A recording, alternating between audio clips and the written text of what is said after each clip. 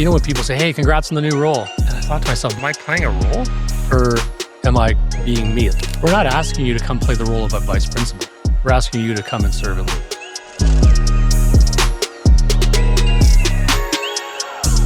So he said, what ends up happening is that I don't talk about class management. It's not about that. It's about the relationship I have with every student. And that changed everything for me. I was the superintendent of special education for 5 years. The prominent paradigm in special education is that more support equals better outcomes. And I'm kind of proud of shifting that narrative over time from more support equals better outcomes to throughout the system thinking student independence is our goal.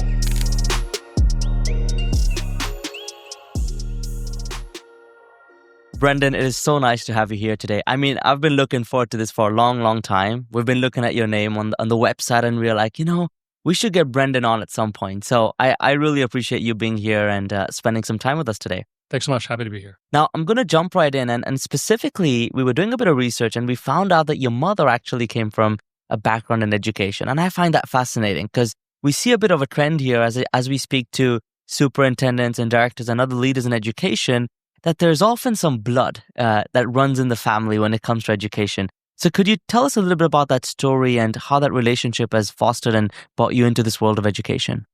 Mom was teacher, special education teacher. She was a principal, superintendent. My dad worked in the assembly line at Ford. We grew up kind of close to Burlington, Hamilton area, so I grew up in Burlington. Mom was really passionate about special education and more specifically about inclusion. So that idea that students need to go to school in the neighborhoods in which they live. So they go to school with those who, their neighbors and their cousins and that sort of thing. And that wasn't the norm, right, back in the 70s. So Mom was part of a movement that was around inclusion called Each Belongs.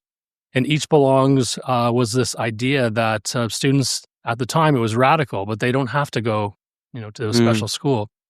And Mom tells this neat story about almost the origin, like the genesis of inclusion. Like we can serve kids in our regular schools.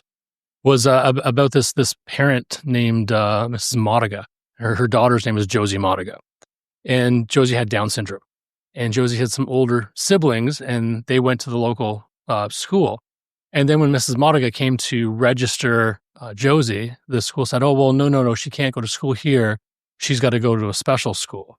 And Mrs. Modiga was a new Canadian. Her English wasn't great, and she just said, "No. Josie goes to school here." Yeah. And they said, "No. She goes to the other school, down the road." And she said, "No. Her brothers and sisters go here. She needs to go to school here," and was insistent. So eventually, the school said, "Okay, fine. She can stay here for kindergarten, but in grade 1, she's got to go to the special school." And then when kindergarten came and they did everything they could to make sure that, changing the programming and thinking about what they could do for Josie, what do you think happened when grade 1 came? Right. No, she goes to school here. Yeah, she wants to stay. Yeah. So the school, the principal, they just said, okay, let's do this. And it was amazing. Like that kind of a genesis moment was that you never know what you can do until you actually do it. In that sense of, well, we'll just accept the norm that students with special needs go somewhere else and have to be served in a different way. And it really changed the paradigm around, making sure that kids are in their community with their neighbors, with their cousins, with their friends, and that they belong in our schools. So Mom was a big part of that. So that's what we kind of grew up with. So for me, that meant, and Mom talked about this a lot, we had to live what we said we believed. So what that meant for us was that we were part of the extended family program. So that meant I had what my brother and I called our sister. She lived with us 2 days a week, and until she was 16. And she had what we would now know to be autism. And so that as a family was us saying, we are part of this community. And if we say that we believe that each belongs, that means how can we serve in a small way, whether that be providing respite. And, that was a part of the way that we lived our life. So that turned into me, working at a camp for kids with special needs. It was just something that I feel really passionate about. And then I was fortunate to be a special education teacher. And then when, I got into the principalship and the superintendency, when I got a chance to be the superintendent of special education, and that was, for me, it was in Halton Catholic, I was really proud because that was my mom. My mom was the superintendent of special education. That was to me, just like the biggest of big deals. And I'm really proud of the work we did in spec ed. But mom had a profound impact on that. And that's just that idea that you don't know if you can do something until you do it. And you have to live your life the way that you what you believe you need to live that. So we try to live that out in our lives. Yeah. Let's go back to the camp that you were talking about. And, specifically having a camp for special needs students. What was that experience like for you? I mean, did it come naturally to you? Was it new? And for those that are looking to get into that space and maybe they're a little bit overwhelmed or nervous, what would you say to them? So no, first of all, no, it wasn't new because I had, what we called our sister that came and lived with us ever since for a long time. So the idea of being with and being around and working with and caring for and playing with and leading and having fun with someone who had special needs was not new to me. The advice would be is that, just jump in and get involved. You just meet these unbelievable people with, big hearts and dreams and things that they want to do and they want to accomplish. And they might be different from the work that we're doing, but we're all connected by our humanity. Yeah. And for me doing that, I did that in high school and then in university too. And I just found it really rewarding. I just really enjoyed the opportunity to work with some amazing kids. And then in a way, you're serving their families too. Yeah. And then, to your point, you had the opportunity to be a superintendent for special education as well, which is like full circle moment, Yes. Yeah. I'm very proud. Yeah. And I can only imagine, right? Because you maybe look up to your mom and it was one of those moments where you're like, I'm doing what she did too. I couldn't believe it actually. I really thought that was the pinnacle. I mean, I still feel very proud of the work we did. What was the one thing that you feel proudest about during your time there? Yeah. I was the superintendent of special education for 5 years. And in that time, I think what I'm most proud of is moving the narrative around special education. And we did it in a kind of a unique way. The prominent paradigm in special education is that more support equals better outcomes. If you get more people, then the kids are going to have a better chance of success. And I'm kind of proud of shifting that narrative over time from more support equals better outcomes to throughout the system thinking student independence is our goal. And it kind of came to me in a few different ways.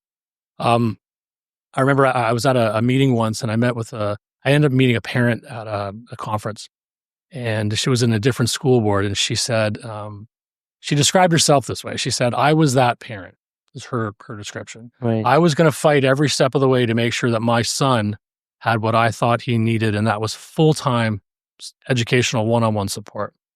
And I fought and I got it. I made sure that he had it all the way through. And it's March. He's 21 years old, and I'm terrified about what's next.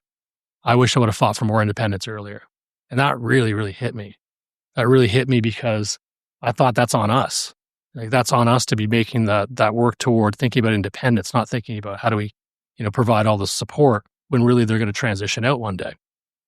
And then I had another conversation then with a parent, and a parent called me and said, I'm all the things. And actually it was kind of it started off heated, and there's a sense of, I'm going to sue you. I'm going to sue the board. And because my daughter has, a full-time educational assistant, and the school's telling me they're going to cut that support by, 25% next year. And my daughter is going to not be in any special classroom. She's going to be credit earning in secondary school and all that sort of thing. I said, okay, well, tell me more about your daughter. Mm-hmm. And, he said, yeah, she's going to, I want her to earn credits in high school. She needs this support. And I said, there's a lot of different reasons why we might have individual support for students, but a student that has one-on-one educational assistance support going into high school can be, but isn't typically a credit earning student. Mm-hmm. If we're thinking about a pathway that involves, some form of, whatever it's college or university or work, then we need to actually be thinking about how do we reduce the level of support to increase independence. And for the parent who came into the conversation kind of aggressively, it really changed everything because we thought, actually, I've been fighting for the wrong thing. So it really shifted our thinking around how do we support students and what our accepted norm is. So what we ended up doing is we created in Halton Catholic, we created something called the Independence Rubric.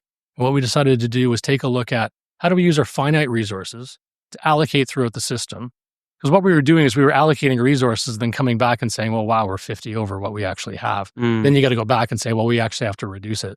So we developed a rubric, and the rubric was taking a look at various levels of independence from, cognitive to toileting to safety to mobility, all these different ways in which we put it on an independence scale. And you'd sit down and talk about every student in that school, and you kind of come up with a bit of a score, like an independence kind of idea. So the idea is to look at it without emotion and more practically thinking about what our outcome could be. Right. And then, of course, at the end, nothing's perfect. You always have to look at things. We called it by hand work, making sure, does this make sense? But the idea is, yes, it would develop an allocation rate for each school. But the idea was that we were actually working toward independence. How independent is the student and how independent can they be?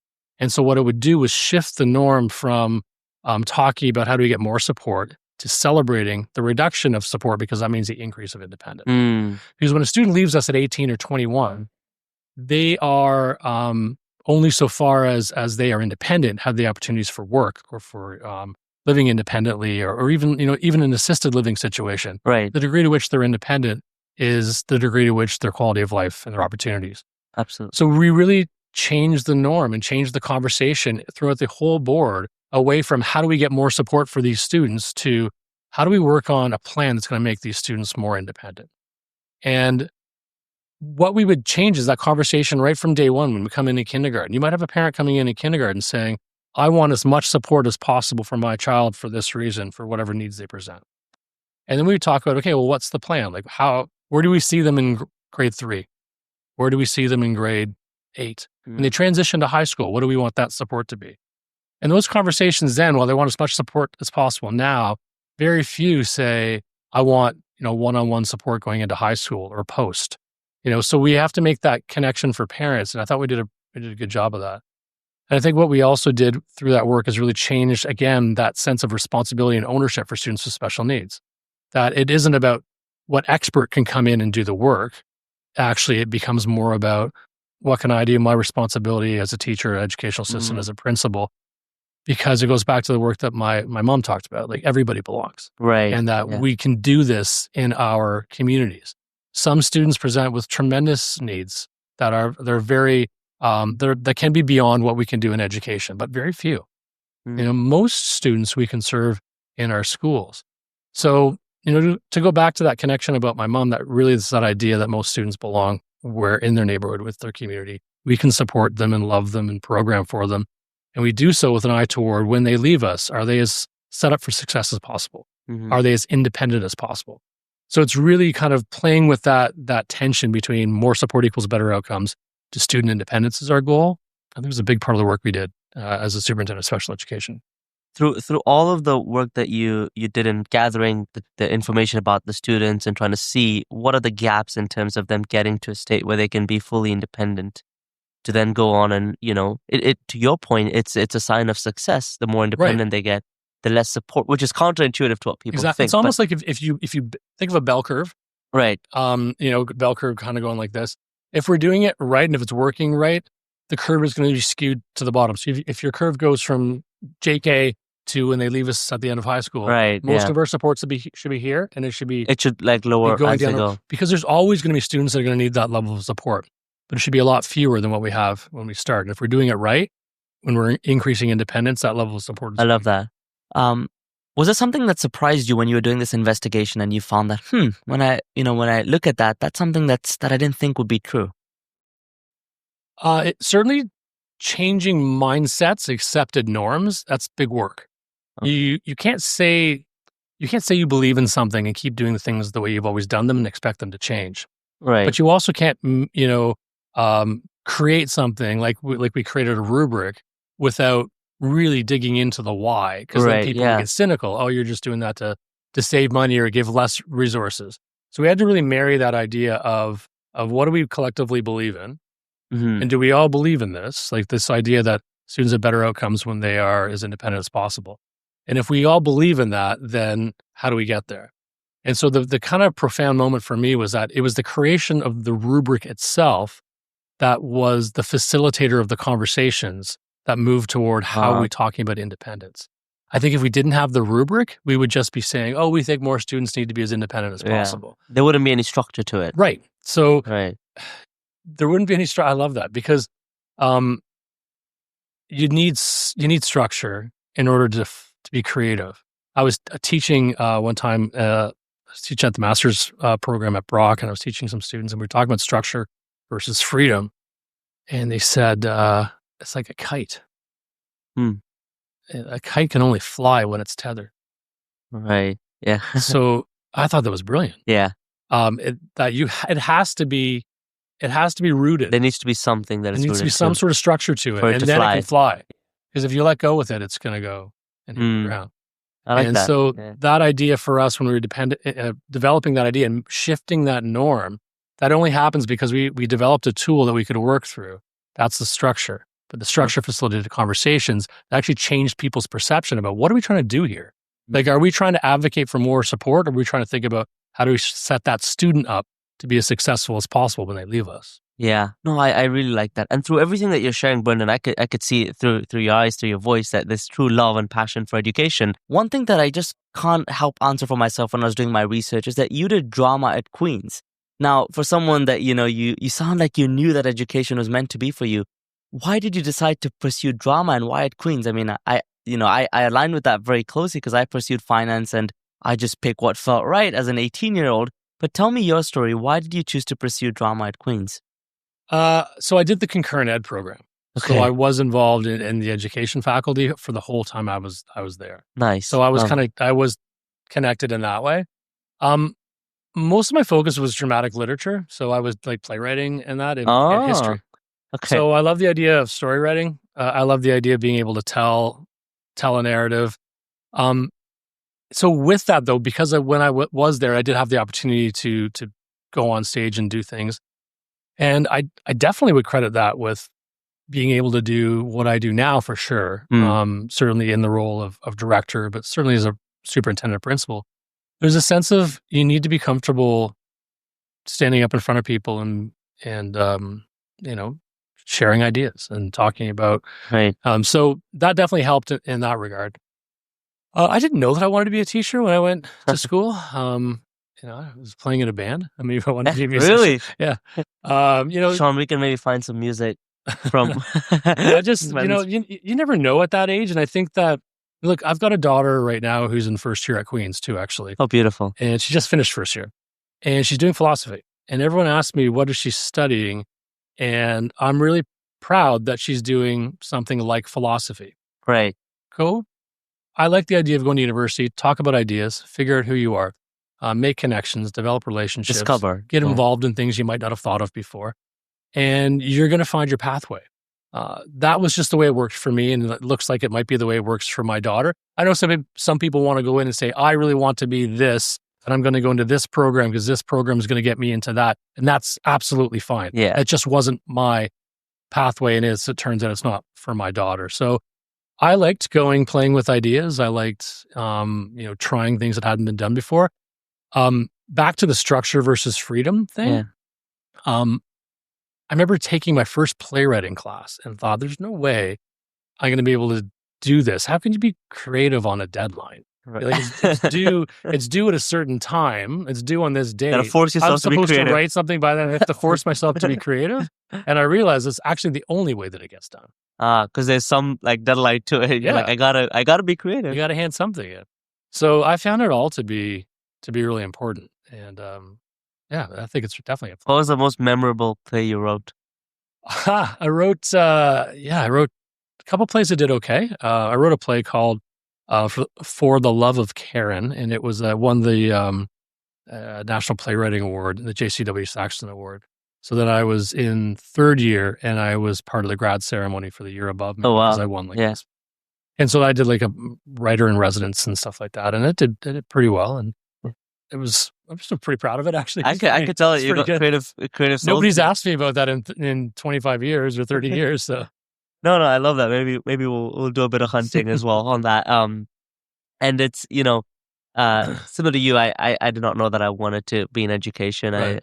I started teaching when I was 12 because I would volunteer a lot in the classrooms and help my teachers out and just be. Did you get into finance? Did you actually get into the finance? Yeah. So I worked at Scotiabank. Okay. And I'm like, yeah, Jesus, that's not for me. Yeah.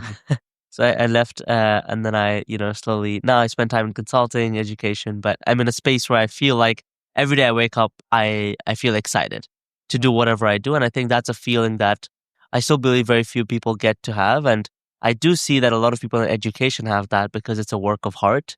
And it's one of those industries where you wouldn't find anyone unless they really wanted to be there, or at least have some sort of connection to education. So at a certain point, I totally agree with you. I know as a principal, you would get, and you probably have seen them in your career too, you get folks that education's the only profession that everyone has an experience in. Because everyone's been in school from the age of 4 until 18. So everyone has an experience with it. The only other one which would be replicable would be healthcare. Now, but you're only ever in the hospital for a certain amount of time. You're in school every day. You're in school every day for 14 years. So in that way, a lot of folks then, when they don't know what they want to do, might turn to teaching. Yeah. And what I would find is that when those folks who might have landed there but weren't truly passionate for it, it's got to be the most difficult job ever. It is. Yeah. But if you are supposed to do it and you love it, like you said, it can also feel like never work. It's the best job ever. Yeah. There's two extremes to it. Yeah. Yeah. And talk to me about your path to becoming a director of education, because I think you spent quite a lot of years at Halton. Yes. 20 years or so. Yeah. And then you were at Toronto District for a little bit, and then Toronto Catholic now. What was that like? How did you get to where you are today? Oh, that's a long story, I guess. Did you meet someone at a bar? And Halton Catholic, started, teaching in Halton Catholic. Had the opportunity to, was encouraged by good people. And I think a lot of us do that sort of work when you see leadership in others. Like when I was a second-year teacher, my principal at the time made me the teacher in charge, like the principal designate when she was out of the building. And I thought, there's no way people are going to, follow me but I found my colleagues to be wonderful and supportive, and we're like, great, you're in charge, Brendan, you got it. And so I was encouraged by people really early on, and then encouraged to think about, you should think about becoming a vice principal and doing so. And, I say to a lot of people, when people that you respect encourage you to do something, you should listen to them. Right. Because they're not saying it for no reason. So I became a vice principal and fortunate enough to be a vice principal. My first year was between 2 schools. So I had 2 schools and 3 different principals that year because one principal went on mat leave. So I had some amazing experiences and learning experiences. Then I became a principal of a much larger school. And then there's 2 years and became principal from there. I was principal of 2 schools. One was in Southeast Oakville. It was about 450 students. And then the other was up in Milton when they were building houses faster than we could build schools. So that was a 1,200 student elementary school. So like 22 portables in the back. All the grade 4, 5s, and 6s are in the back. I loved being a principal. Like I loved it. That was like every day going in thinking like You didn't miss teaching? I did at first, but as a principal, I coached the soccer team. I did the school play. I was out in the yard. You found your way. Oh yeah. To be close to the kids. I loved it. Day for me was, you're in the morning and I would do kiss and ride every morning. So I'd see the kids and I'd open car doors and welcome to school after we did the bus drop off. I love that. The parents. Honestly, best part of my day every day. Got a chance to connect with people. And I go in and you're welcoming students and get out in the hallways. And then I'm coaching the soccer team at lunchtime. In the afternoon, we got IPRC meetings, and some of them are tough, but we're working through some things. And I loved it. I loved doing that every day. I was principal at for 5 years. Honestly, if you asked me for year 3 or year 4, I would have said, just leave me here forever. Like I just want to stay here forever. Yeah. But you get encouraged. You get somebody says, you should think about. And so, I became a superintendent, and I was really fortunate to do that work. There comes a time when you're doing the work and you think like, I love to be challenged. I love to not know what I'm doing. I find that really exciting. Like I'm very comfortable in gray. I'm comfortable working my way through not knowing the answer. I don't know the answer to much. I can work my way through what might be a possible pathway, but there's no right and wrong when we're dealing with people. Right. And so I'm comfortable not knowing what I'm doing. I find it exciting. Yeah. So the opportunity to go to TDSB actually had a spec ed connection. John Malloy was the director at the time, and he came from a Catholic background, Catholic education. And I say that because in Catholic education, inclusion is the norm now. Like what my mom started years ago, inclusion is the norm. We do have particular classes in particular school in schools, but all students go to their home school. In TDSB, there's a lot of schools all over the place that people might go to, and I've come to know them and appreciate them. But John invited me to come to take a look at special education. How is it working in TDSB, and how can we improve the services to students? And I came to found really, really great things happening in TDSB, but it was exciting. It was the biggest school board, one of the biggest school boards in North America, certainly the biggest in Canada. So the opportunity to come at the executive level and take a look at the systems and structures and think about how do we maybe do things differently was really exciting to me. So it was a big jump. Like it was a really big leap because having been in Catholic education my whole life, moving to TDSB was a big leap of faith.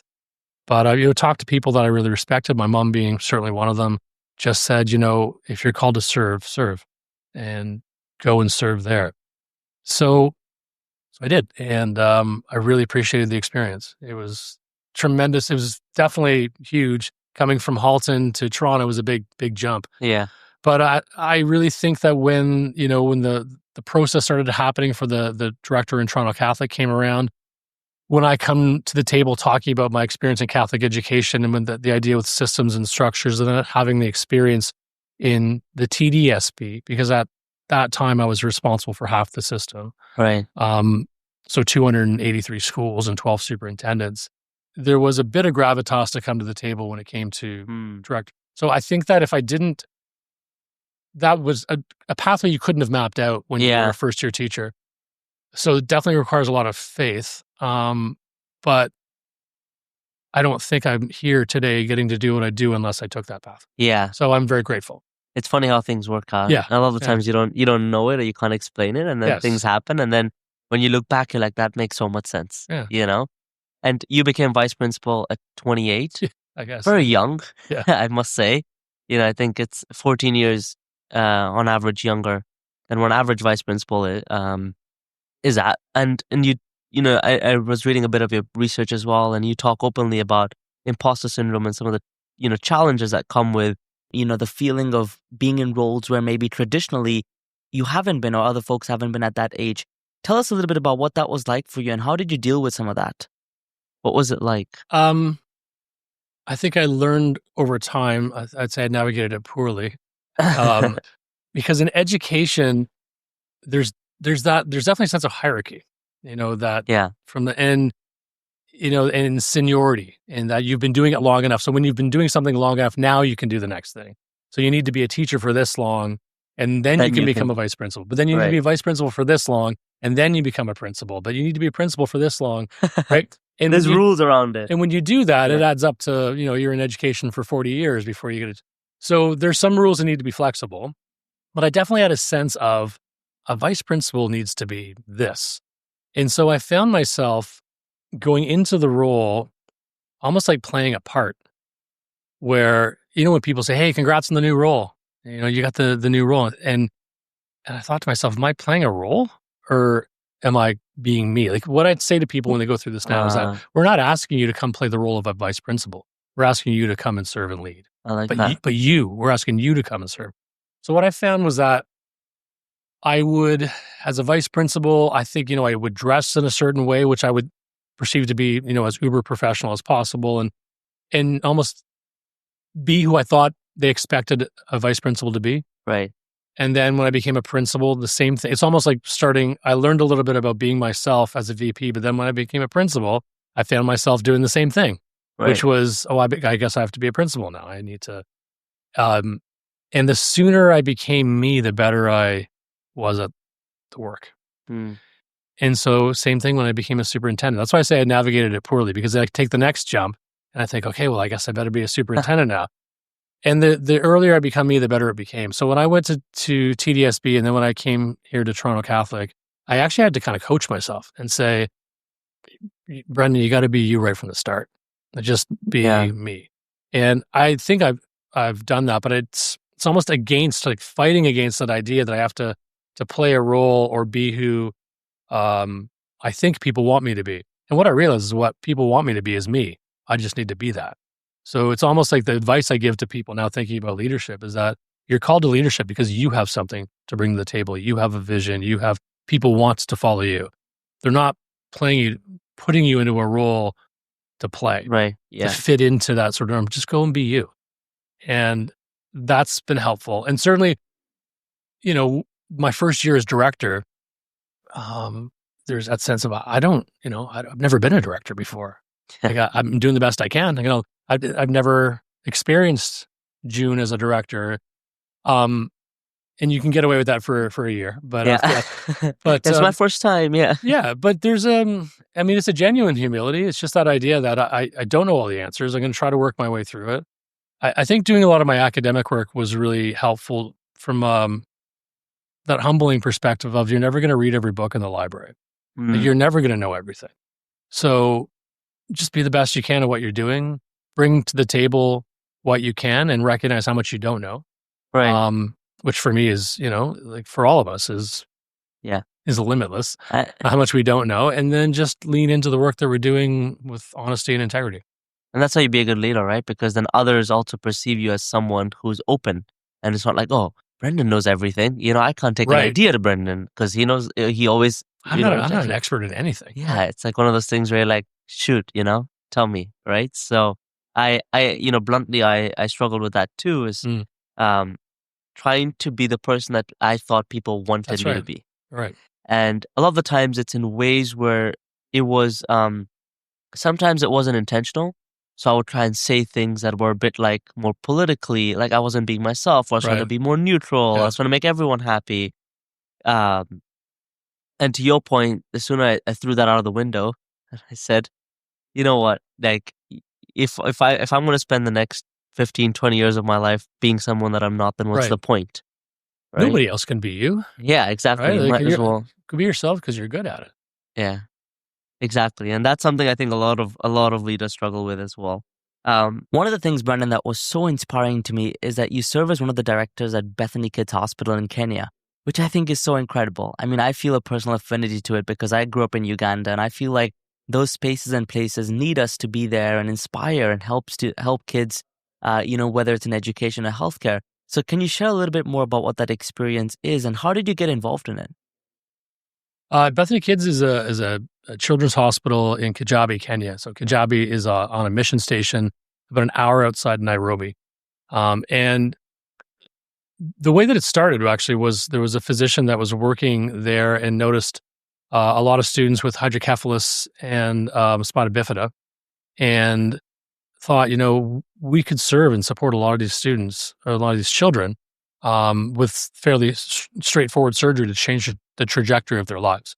So if student with hydrocephalus is water on the brain, so there's like the swelling of the brain, and spina bifida, there's a gap in the spine, the spinal fluid will leak. And so things that come with that would be seen as being outside of the norms of society. So you would have, there's some stories, of just the idea of kids being abandoned, not welcomed in their community as a result of some of these birth defects.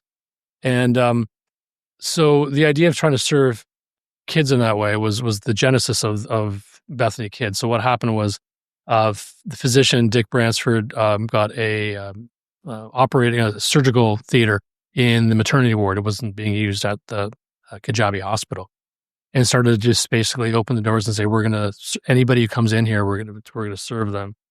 And so did that through fundraising and through mission work.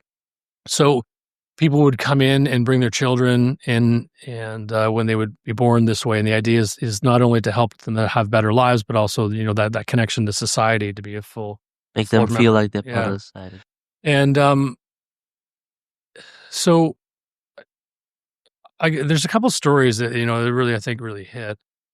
I was chatting with the chaplain once at the hospital. She was somebody who had as a child had had come in and had the spinal surgery completed. So when you have something like spina bifida, like incontinence is a big part of the issue. And so she was, as a child, nobody wanted to play with her. She was kind of always on the outside of it. She's telling me the story about how she would bring candies to school to try to get kids to play with her, and that she would share these candies, and the kids would take them, and they wouldn't play with her. And she, went into a very kind of deep depression and all that entails. And she ends up hearing about Bethany and the surgeries they were doing, and she came, and they were able to kind of to support her and be able to have that. Not that it's fully healed, but the idea that could kind of change the way that she could go about her life. And then she decided to come back and serve as a chaplain in the work, which was really, really amazing. So my father-in-law was involved in this work.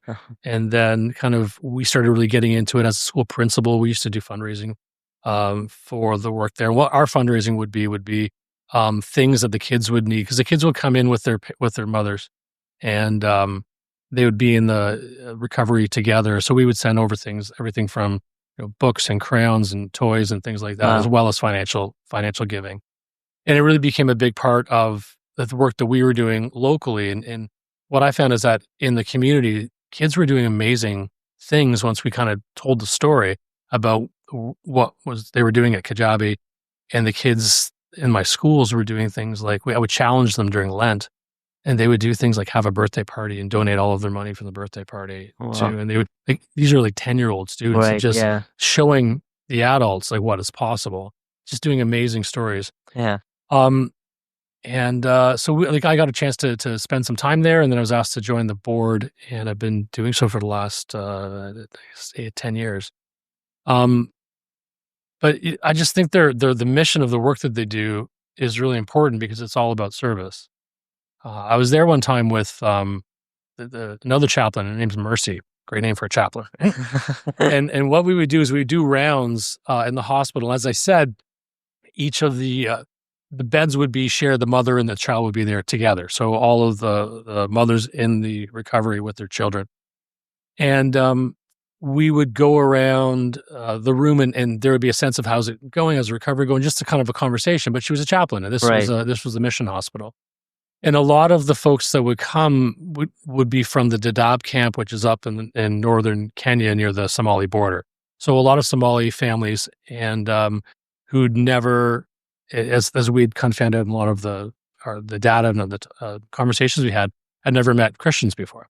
Okay. And they would come down because they heard about the surgery and they could help their children.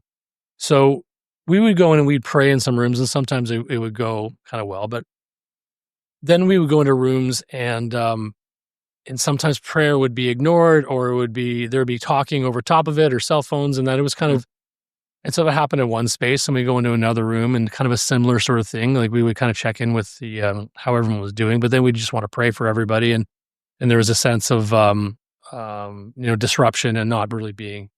So I went out in the hallway, and I was chatting with Mercy, and I said, "Can you just tell me a little bit more about this? Like this is interesting." Yeah. And she said, "Yeah, Brendan, you have to remember that this is, for many people, it's the first time they've ever met a Christian before. And we're not trying to evangelize. We just want to make sure that when they go back to their village or go back to the camp, that they would say that the Christians loved them and they cared for their kids." Yeah.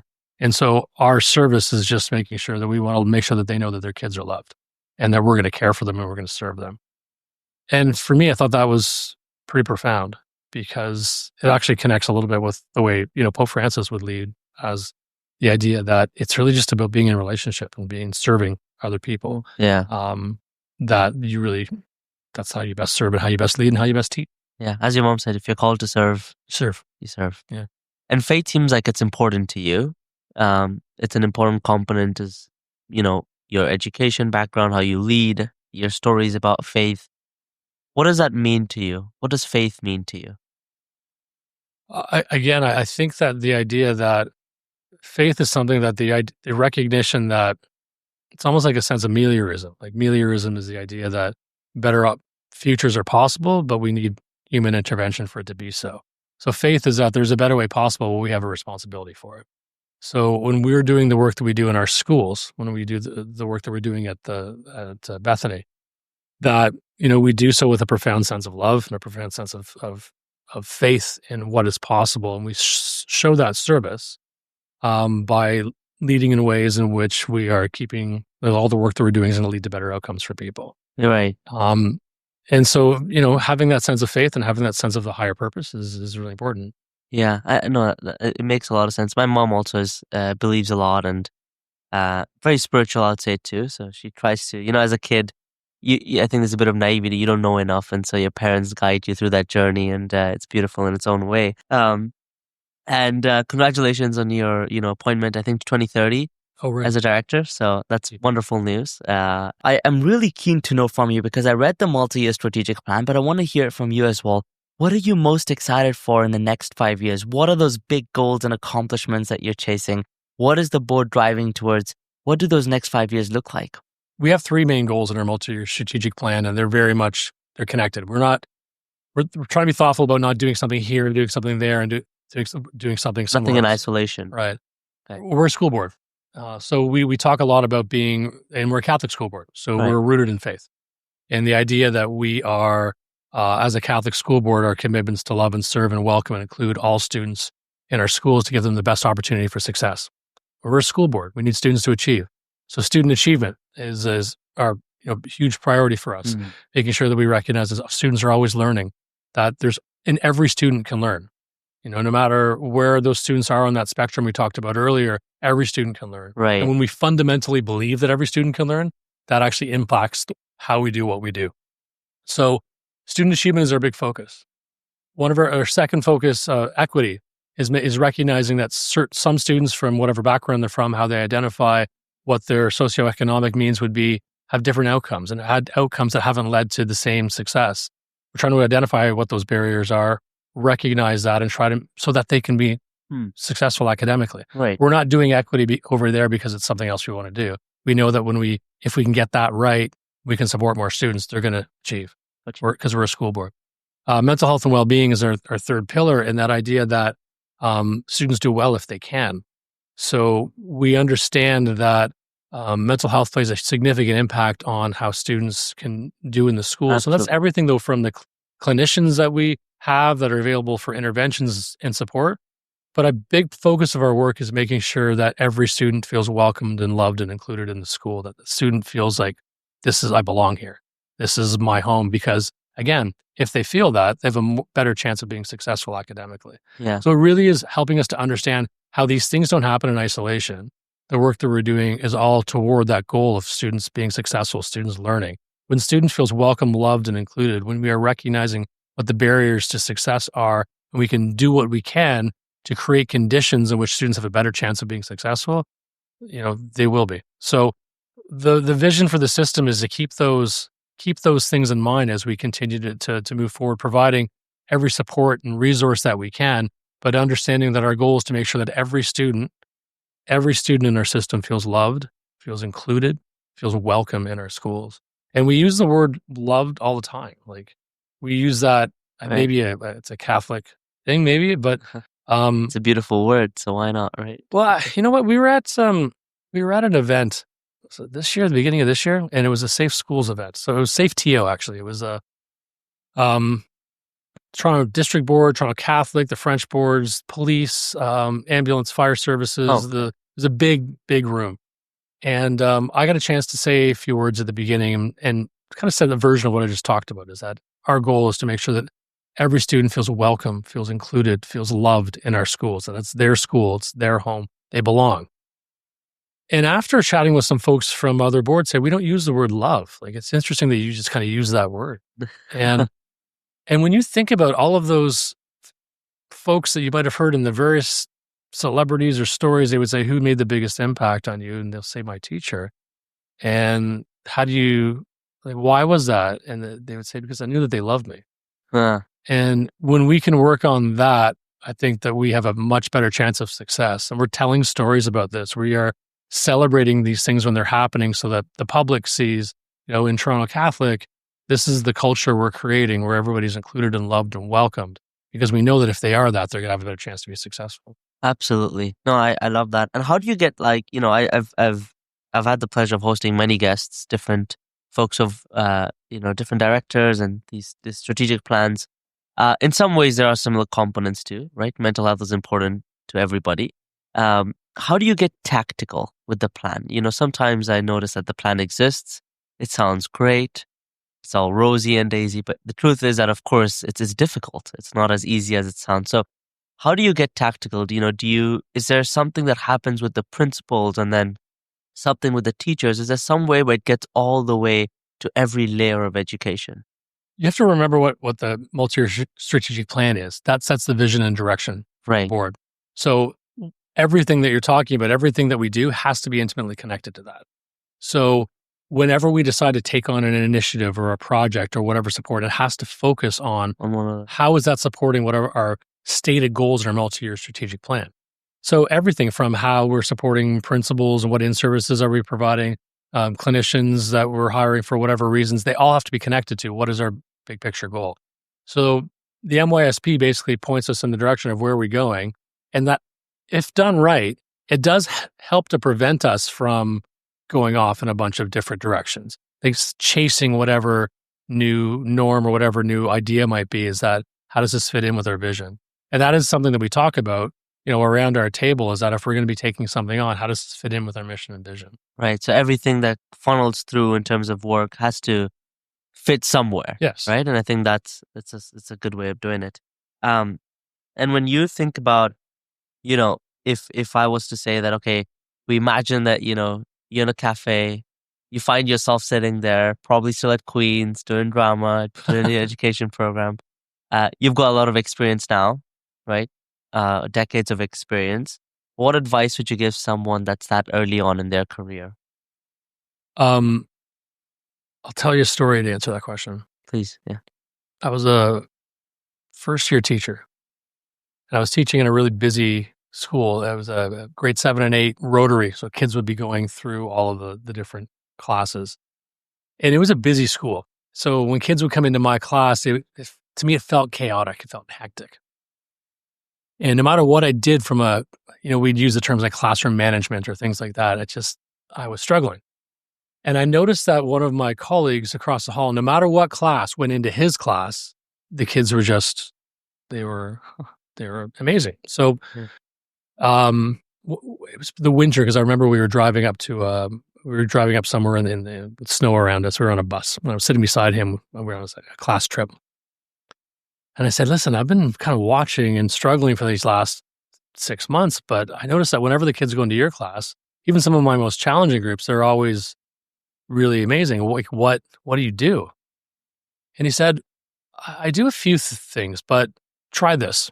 I'm going to give you an idea. So what I do is that every year, I meet with every student one-on-one. So first recess, lunch recess, last recess, I just keep them in, we have a conversation, and just that sense of, what do you leave every morning? What do you go home to every night? What are you hoping for the year? And this is what I'm hoping for from you. This is that sort of that level of even a 10, 15-minute conversation. And then there's that sense of, I know them and they know me. And so I said, wow, like that must take you forever by all the different students. He said, yeah, if I start right away in September, it takes until December, January. Wow. Yeah. But it's quite a commitment, right? I mean, you reveal your priorities and how, and if your priority is like every spare moment you have is with students, that reveals the priorities. So he said, what ends up happening is that I don't teach the class. I don't talk about class management. It's not about that. It's about the relationship I have with every student. And that changed everything for me. So for me, I thought, okay, so I went back and it was February, but I tried it. And then I did it, each year past then. I did it as a principal with my staff. I remember coming in August, my first year as a principal, saying, I want to meet with each of you. It could be before school, after school, your planning time, lunch, whenever works for you. I'd like to have something booked by Thanksgiving, and then we can do it whenever it works in the school year.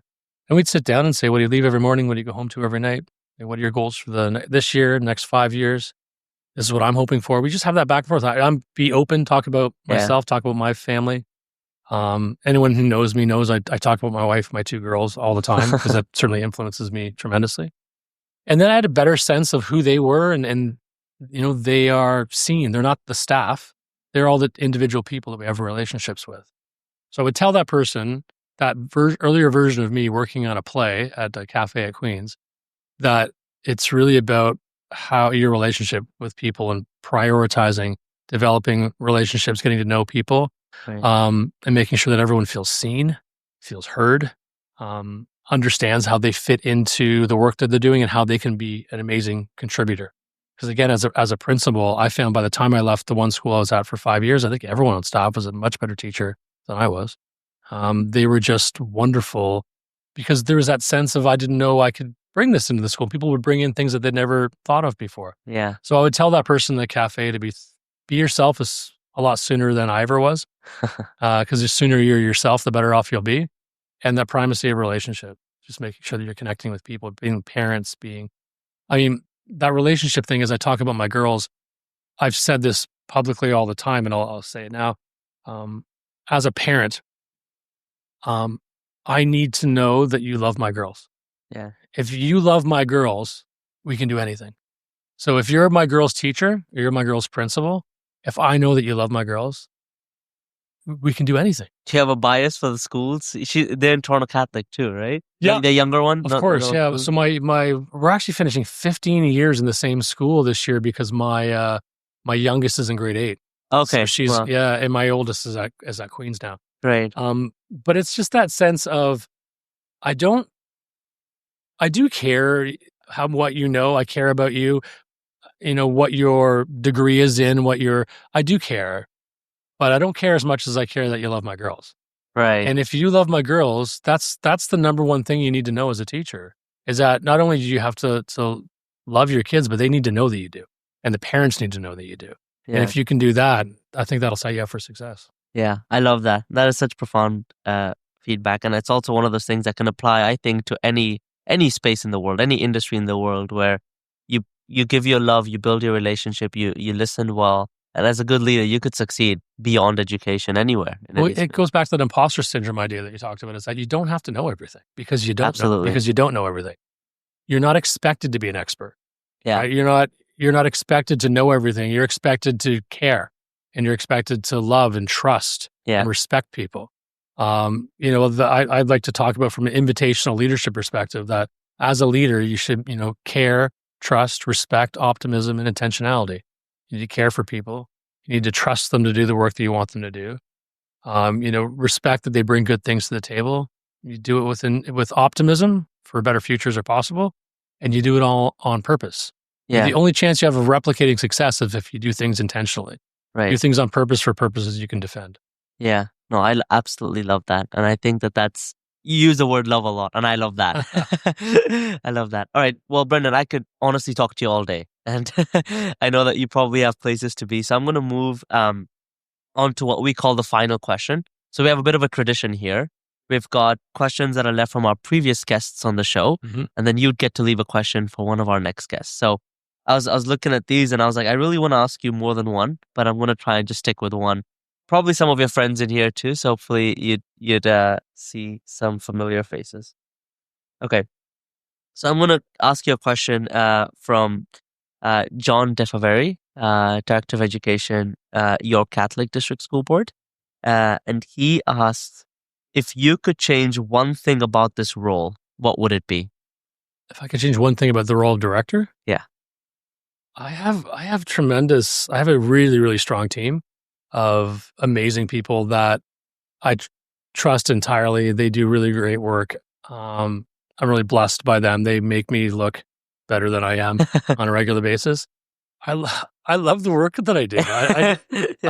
I'm not sure that I would change anything. I mean, I think that governance is important. I think that that's important in public education, that sense of oversight of the work that we do. No, I feel blessed to do what I do. Yeah. I love that. I mean, I could see it in your eyes. So it's one of those things where it's a blessing to be able to serve in education. Maybe more time with the students. I don't know. Less time with the board. Miss, that is something for sure. Like as a principal, I got to do, open the doors and open the doors and coach the soccer team and do the school play. And I love that. I miss that for sure. So if you're looking for a negative, is that I do miss that. And I try to be in schools as much as I can. And I tell the system, if you invite me and I can come, I will come. because I love to get out of the office and get into schools and see what's happening. I do that also for our Cardinal, Cardinal Leo. When I go into schools and I see things that are happening, I text them to him like, you should see what's happening in our schools. Right. So I definitely miss that. But I do feel that because I get out as much as I can and as much as I do, that definitely informs the decisions that we make. And we're all called to serve. And my service at this point is to be able to do what I'm doing now so that these amazing people in the system can do what they're doing. Absolutely. No, that's a lovely answer. So I'm going to get you, Brendan, to leave a question for one of our next guests. So I'll pass this over to you so you can stand over. So you could write. Doesn't have to be as hard as John's. It could be more playful, whatever you feel, whatever comes to heart. Okay. All right, Brendan. Well, this has been such a joy to do with you. I mean, I feel like I could sit here and talk to you all day. There are questions I couldn't even get to, and I threw the script out the window, which is my bad. But I had such a nice conversation with you, and just honestly, thank you. Thank you for spending time with us. Thank you for sharing your wisdom, your stories. I mean, I'm sure there's so many people listening that are going to learn so much from your insights, and for you to share your space with us, that's wonderful. So thank you. Thanks so much for having me. It was a pleasure. Thank you.